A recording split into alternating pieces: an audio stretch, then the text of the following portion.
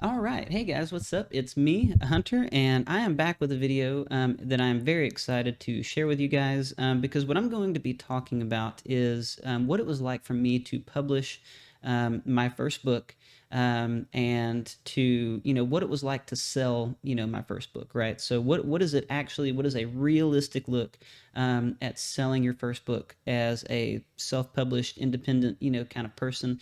And I'd like to think that I'm a pretty good, average here because I'm as average as it gets. Look, I'm from Alabama. I'm homeschooled. I know like 20 people in my whole life. Three of them are cats. Two of them are cows.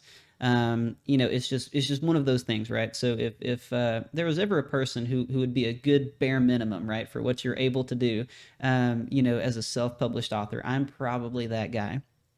And the reason that I wanted to do this is because when I was, planning and trying to figure out how to self-publish my book and put it out there, I was really struggling a lot with expectations, right? I'm typically one of those people that's on the more negative side of things. I try and be very realistic and say, hey, look, some people are going to buy my book, and that's great and wonderful. But at the same time, my dreams are not going to be fulfilled. I'm not going to sell multiple millions of copies, right? And so you don't want to be a Debbie Downer about everything. But I also think it's just as dangerous to be too hopeful, right? Because if you come into this thinking that you're going to sell multiple millions of copies, and you're going to be the next James Patterson, Stephen King, Brandon Sanderson, well, then you've probably got another thing coming, because it's just not totally how that works, right?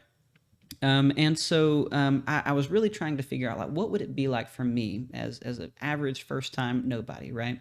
And there are some videos on YouTube.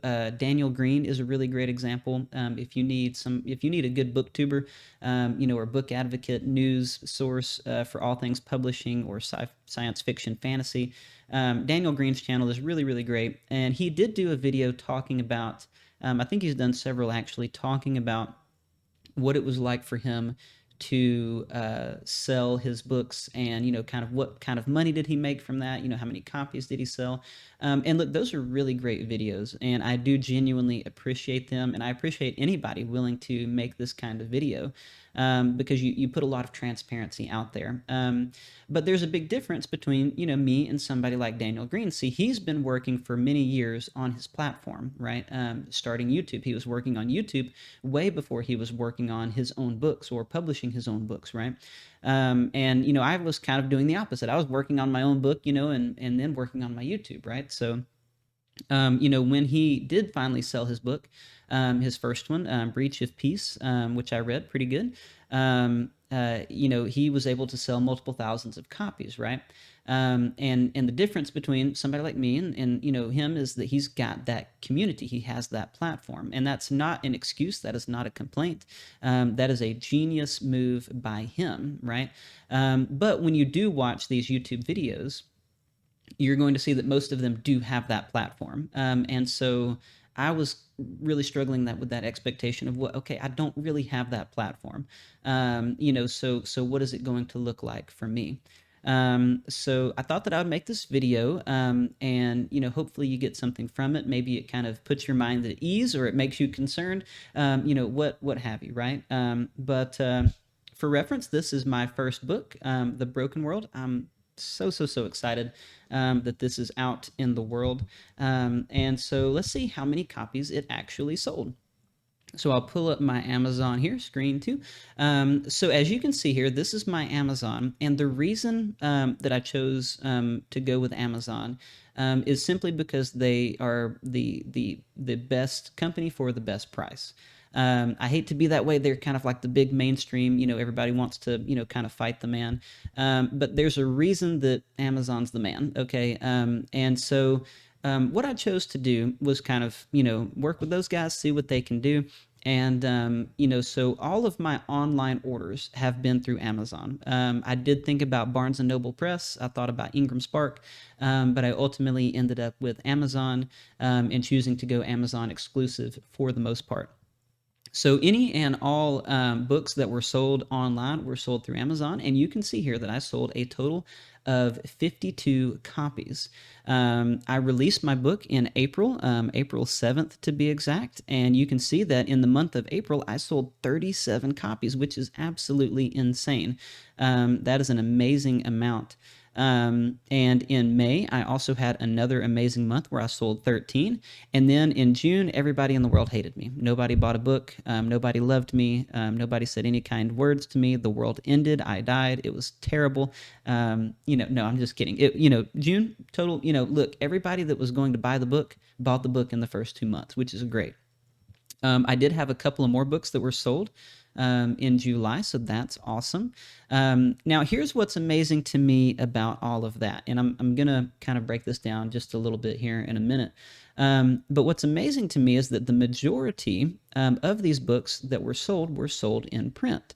As compared to Kindle. Now, my assumption going into it was that because I'm a new author, because you don't know who I am, you don't know if I can write well, spending $15 on a book, to some people is a lot of money. I know to me, sometimes that is the defining factor, right? So I thought for sure that I would end up with a lot more Kindle sales than I would actual print sales.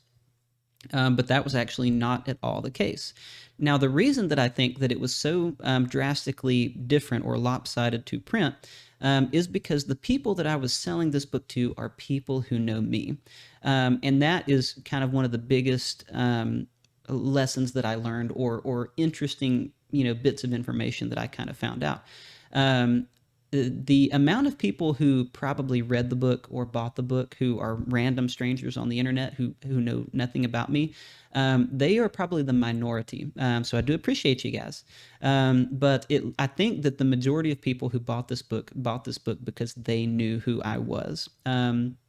Look, anybody that knows me, you guys, if you spend any amount of time with me, you know that all I can talk about are books, or, UFOs, conspiracies, the Bible, like whatever, right? Like that's just who I am. If you've known me for a long time, you've known that my only goal in life has been to, write books, tell fun stories, and do things like that.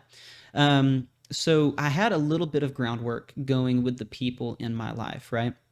So my coworkers, my family, my friends, these are the people who bought my book, and I think the reason it's so print focused is because when I think of knowing someone else, a fellow writer, then I want to buy their book in person. I want to have them sign it, right? Because I actually know who they are, and so I have signed a lot of books for my friends, my family, my coworkers, all those guys. So I think that's why the print versus Kindle difference was so drastic, because print, especially because my print is only in hardcover. That's kind of like an artistic, personal want of mine. It's a little bit more expensive, and so $14-15 for the book plus shipping and handling. It's just the nature of how things are sold. And even through all of that, I only make around $1.50, $2 per copy, and less so now, because when I originally published The Broken World, it was around $15.99, and I've recently brought it down to $14.99. To try and, because Amazon keeps kind of raising the prices, and I don't want to keep raising my book prices, right? If I have to make a little bit less, I'm already not making a lot of money off of it. So it's no big deal for me to make less money on it, right? So that's kind of where we're at. So 52 copies, really, really cool. I want to show another thing here. This is actually like the amount of royalties that I earned from this year. So let me pop that over. Okay, so around $128 and 8 cents is what I earned on Amazon, right? So really good number. It doesn't come close at all to paying back my expenses into this book. Like the cover artwork for it alone was $1,300. So 128 bucks, that buys me gas to go to work. Look, super happy about it. I could not be more ecstatic that I have $128 to my name. $20 in ebook royalties, 105 in print.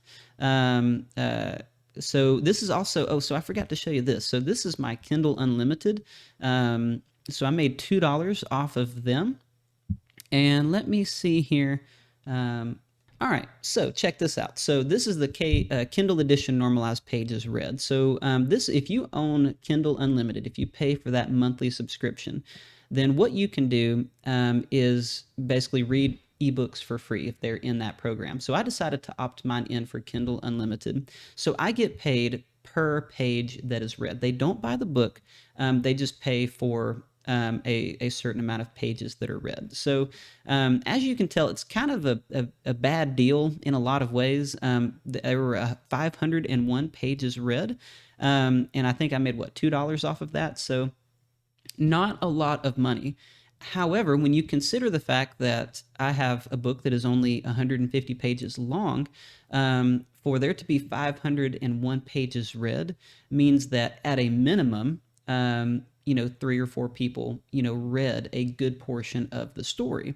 Or, five people, read 100 pages, or, 50 people read, 10 pages, whatever the case is, right? It doesn't break that down exactly, but that is a cool metric to look at. And for me, the Kindle Unlimited program is a marketing program. I want people to be able to check out, to try my story, and see how things go from there. So that was really cool to me. So 128, let's round it up to $130 from 52 books and 501 pages. That's really cool. I also made some notes because I did sell a few in person.